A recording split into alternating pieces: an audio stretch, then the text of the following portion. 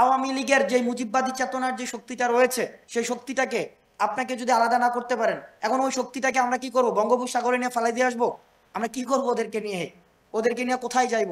ওদেরকে নিয়ে যাওয়ার প্রক্রিয়া আছে, সেটা হচ্ছে ওদেরকে আগে অ্যাকনোলেজ করতে হবে যে these are the crimes we have intentionally committed, এবং আমরা জাতির কাছে এই ভুলগুলো আমরা করেছি, এটা তাদেরকে কালেকটিভ সেটার অ্যাকনোলেজমেন্ট লাগবে। 2 নাম্বার, বিদ্যমান যে আইন রয়েছে, এই বিদ্যমান আইনের মধ্য দিয়ে তাদেরকে বিচার নিশ্চিত করতে হবে। এরপর যদি তাদের কোনো ধরনের রিহ্যাবিলিটেশন প্রয়োজন হয়, সেটা ইতিহাস এবং তখনকার ছাত্র নাগরিক সেটা সিদ্ধান্ত নেবে। প্রথম 2টা ধাপ নিশ্চিত না করে যদি কোনো রাজনৈতিক দল তাদেরকে হচ্ছে আমাদের এলাকায় বলে ফিসাবিলিল্লাহ ক্ষমা করে দেওয়া, আমরা শুনি মাঝে মাঝে বলা হয় যে ক্ষমা করে দিলাম, এটা যদি করে তাহলে ছাত্র নাগরিকের সাথে বেইমানি হবে। এবার আসেন, এই আওয়ামী লীগকে নিষিদ্ধ করার জন্য কিন্তু আমার নতুন করে আইন বানানোর প্রয়োজন নাই।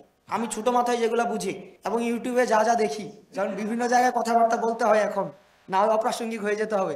আওয়ামী লীগ তাকে নিজেকে সেফগার্ড দেওয়ার জন্য যে আইনগুলো বানিয়েছে সেগুলো দিয়েই তাকে ধরা যায়। যেমন তারা সন্ত্রাস দমন আইন, যেটা 18, আমি জাহিদ ভাই ঠিক বলছি কিনা, এবং ওনার ভিডিও থেকে কপি করে দিচ্ছে এটা, তো সন্ত্রাস দমন আইন 18 ধারা ওখানে বলা হয়েছে আওয়ামী লীগ যা যা করেছে সেটার জন্য তাদেরকে আপনি বিচার নিশ্চিত করতে পারবেন এবং অ্যাজ এ সংগঠন তাদেরকে নিষিদ্ধ করা যায়।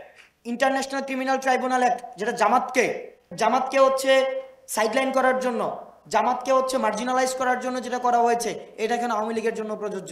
আওয়ামী লীগের বিরুদ্ধে আপনারা যদি উৎসাহী হন, আরো কিছু কাজ করা যায়। সেটা হচ্ছে আওয়ামী লীগ 4টা মূলনীতি আনছিল না? গণতন্ত্র, সমাজতন্ত্র, ধর্মনিরপেক্ষতা আর জাতীয়তাবাদ। দেখেন ওখানে আবার আওয়ামী লীগ আরেকটা নতুন জিনিস ইনস্টল করছিল, সেটা হচ্ছে কনস্টিটিউশনের 7-এ।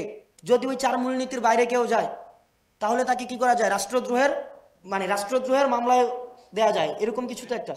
মৃত্যুদণ্ড তাকে দেওয়া যায় 7-এ। তার মানে কি গত 3টে ইলেকশনে আওয়ামী লীগ কি গণতন্ত্রকে হত্যা করে নাই? গণতন্ত্রকে হত্যার জন্য এই 3টা ইলেকশনকে অবৈধ ঘোষণা করে, গণতন্ত্রকে হত্যা করে, এই বিদ্যমান কনস্টিটিউশন অনুযায়ী কিন্তু আওয়ামী লীগকে হত্যার মৃত্যুদণ্ড দেওয়া যায়। সুতরাং অবিলম্বে এই যে বিগত যে 3টা ইলেকশন অবৈধ ঘোষণা করে তাদেরকে গণতন্ত্র হত্যার জন্য তাদের করা সংবিধান দিয়ে তাদেরকে মৃত্যুদণ্ডের আওতায় নিয়ে আসতে হবে। আমাদের আরো কিছু বিচার আছে, যে বিচারগুলো সুরাহা না হইলে এই অন্তর্বর্তীকালীন সরকারের কাছে মানুষের যে ট্রাস্ট বিল্ডিংটা রয়েছে, এই ট্রাস্ট বিল্ডিং ডেভেলপ হবে না। ইতিমধ্যে বিডিআর বিদ্রোহ নামে একটা টার্ম চালু হয়েছে, এটা বিডিআর বিদ্রোহ না, এটা বিডিআর হত্যাকাণ্ড। এই বিডিআর হত্যাকাণ্ডের বিচারটা নিশ্চিত করতে হবে খুব দ্রুততম সময়ের মধ্যে।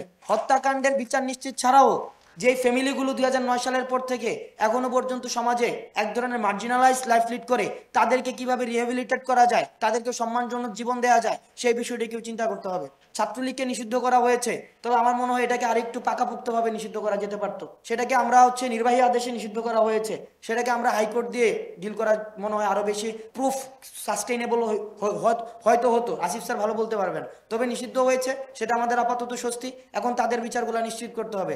বিশ্ববিদ্যালয় শিক্ষার্থীদের মানবিক অধিকারগুলো তারা ক্ষুণ্ণ করেছে, বিশ্ববিদ্যালয়গুলোকে এক একটা কনসেন্ট্রেশন ক্যাম্প হিসাবে চালু করেছে। আমাদেরকে সিস্টেমেটিক কায়দায় আমাদের যে পটেনশিয়ালস রয়েছে, আমাদের দূরদৃষ্টি সম্পন্ন যে চিন্তা রয়েছে, প্রশ্ন করার যে ক্ষমতা রয়েছে, এই ক্ষমতাগুলোকে বিশ্ববিদ্যালয় প্রশাসন এবং ছাত্রলীগ মিলে নষ্ট করে দিয়েছে, এবং অন্তত আরো পরবর্তী 1টা থেকে 2টা প্রজন্ম সেটা সাফারার হবে। সুতরাং শুধুমাত্র তাদেরকে নিষিদ্ধ করে দেওয়াই নয়, তাদেরকে বিচারটা যদি আমরা নিশ্চিত করতে না পারি, তাহলে ছাত্র নাগরিক যারা অভ্যুত্থানে এসেছিল তাদের সাথে আমাদের যে দায়বদ্ধতা রয়েছে, রেসপন্সিবিলিটি রয়েছে, সেটা আমরা পূর্ণাঙ্গভাবে পূরণ করতে পারবো না।